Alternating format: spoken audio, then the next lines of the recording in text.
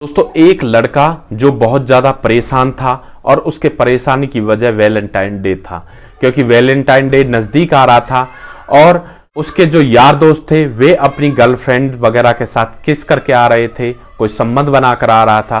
तो इस तरह से समय गुजर रहा था। वह लड़का परेशान था क्योंकि उसकी कोई गर्लफ्रेंड वगैरह नहीं थी, वह भी यह सब करना चाहता था। तो इसके चलते वह एक कॉल गर्ल बुक कर लेता है और ओए होटल में जाकर एक रूम ले लेता है और वहां पर उसके साथ कुछ ऐसी घटना घट जाती है कि उस लड़के की मौत हो जाती है। दोस्तों आखिर इस घटना में उस लड़के के साथ क्या हुआ होगा जिसकी वजह से उसकी मौत हो जाती है, इस घटना की पूरी जानकारी के लिए आप हमारे वीडियो को अंत तक जरूर देखें। नमस्कार दोस्तों, मैं प्रेम सिंह महाबली, हरियाणा ट्रेंड पर्वल चैनल में आपका स्वागत है। दोस्तों यह जो आज की घटना है यह पंजाब के जालंधर के किशनपुरा की है। दोस्तों यहां पर 10 तारीख को एक लड़का एक लड़की को साथ लेकर ओयो होटल में पहुंचता है और जो वहां पर ओयो होटल में जो लोग मौजूद होते हैं उनसे कहता है कि यह मेरी पत्नी है और आज पूरी रात हम यहां पर रहेंगे और कल चले जाएंगे। दोस्तों जो ओयो होटल वाले हैं वे उनके आधार कार्ड लेते हैं और उन दोनों को एक कमरा दे दिया जाता है। दोस्तों इसके पश्चात जब अगली सुबह होती है यानी 11 तारीख होती है तो वह लड़की उस होटल से निकलकर चली जाती है, बाहर चली जाती है। होटल वाले समझते हैं कि शायद पत्नी घूमने के लिए जा रही है और उसके पश्चात जब सुबह के 8 बज जाते हैं, 9 बज जाते हैं, फिर 10 बज जाते हैं, फिर इसी तरह से 11 बज जाते हैं, तभी उस होटल में उस लड़के जो लड़की लेकर आया था जिसका नाम मदन था, उसका एक दोस्त जिसका नाम अमित था वह आता है और होटल वालों से कहता है कि कल मेरा दोस्त यहां पर एक लड़की के साथ आया था जिसका नाम मदन था, मैं उसे यहां से लेने आया हूं।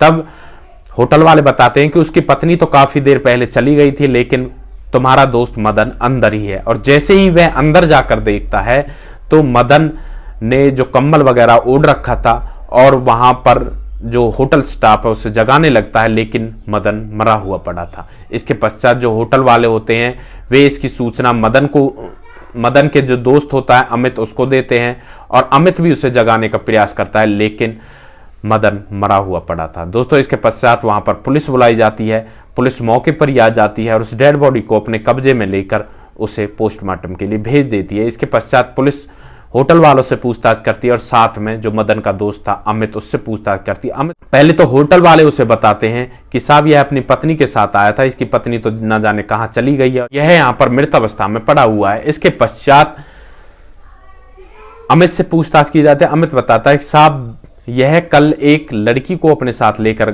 आया था वैलेंटाइन डे मनाने के लिए और यहां पर वह लड़की तो चली जाती है और यह मृत अवस्था में मिलता है, यह मेरा दोस्त था। दोस्तों इसके पश्चात पुलिस उस लड़की की तलाश करती है और उस जहां से उस लड़की को उठाया गया था पुलिस वहीं पर पहुंच जाती है और उस लड़की को अरेस्ट कर लेती है। अरेस्ट करने के पश्चात लड़की बताती कि साहब मैं एक कॉल गर्ल हूं और गरीबी की वजह से यह सब करती हूं। मैंने मुझे 5,000 रुपये में एक रात के लिए हायर किया था और यह सब इसके दोस्त ने किया था, क्योंकि इसके दोस्त अमित को ही मैं जानती थी, मदन से तो मेरी मुलाकात भी नहीं हुई, तो अमित ने ही मुझे अपने दोस्त के लिए 5,000 रुपये में किया था। और उसके पश्चात मैं जब मदन के साथ अंदर रूम में चली जाती हूं तो मदन बहुत सारी सेक्स पावर बढ़ाने की गोलियां खाता है और उसके पश्चात और वह मुझसे कहता है कि मैंने तुम्हें 5,000 रुपये में पूरी रात के लिए रखा है, चाहे मैं कुछ भी करूं। इसके पश्चात वह बहुत सारी गोलियां खा लेता है और फिर उसके पश्चात हम दोनों संबंध बनाते हैं और एक बार संबंध बनाने के पश्चात मदन चुपचाप लेट जाता है और फिर सो जाता है। और सुबह जब मेरी आंख खुलती है मैं इसे जगाने का प्रयास करती हूँ लेकिन यह नहीं जगता। उसके पश्चात मैं वहां से चली जाती हूँ और मुझे इसके अलावा कुछ भी नहीं पता। दोस्तों इसके पश्चात जब उसकी पोस्टमार्टम रिपोर्ट आती है तो पोस्टमार्टम रिपोर्ट में पता चलता है कि इसने बहुत सारी सेक्स पावर की बढ़ाने की गोलियां खाई थी। इसके पश्चात पुलिस उस मदन के दोस्त को भी अरेस्ट कर लेती है, क्योंकि उसने ही उस लड़की को उसके लिए हायर किया था और जिसकी वजह से उसकी मौत हो गई थी।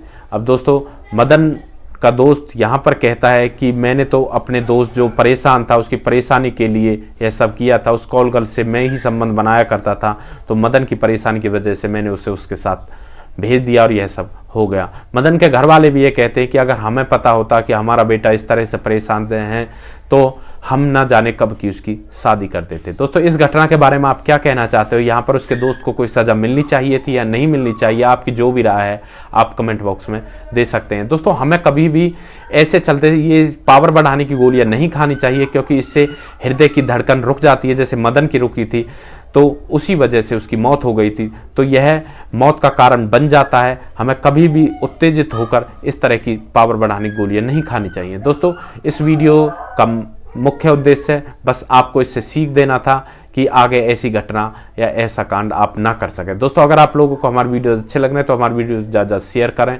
और दोस्तों हमारे चैनल को सब्सक्राइब करें। तो नेक्स्ट वीडियो में एक ऐसी सच्ची घटना के साथ आपके सामने फिर से हाजिर होंगे। तब तक आप सुरक्षित रहें, सावधान रहें, रिश्तों की अहमियत को समझें, परिवार का ध्यान रखें, बच्चों का ध्यान रखें। जय हिंद, वंदे मातरम।